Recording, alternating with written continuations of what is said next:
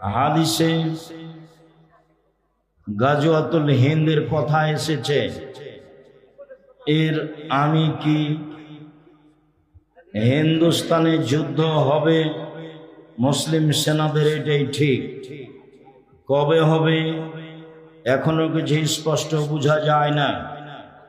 বাংলাদেশে ক্রিকেট টিমের খেলোয়াড়ের বেতন 5 থেকে 8 লাখ। প্রতিযোগিতায় দেখা খেলা হারাম, ওর গল্প যেখানে চলে সেখানে বসে থাকাও হারাম। পাড়াতে লম্বা ফেস্টুনে ফেসবুকে দেওয়া তো বহু দূরের কথা, দেখা তো বহু দূরের কথা।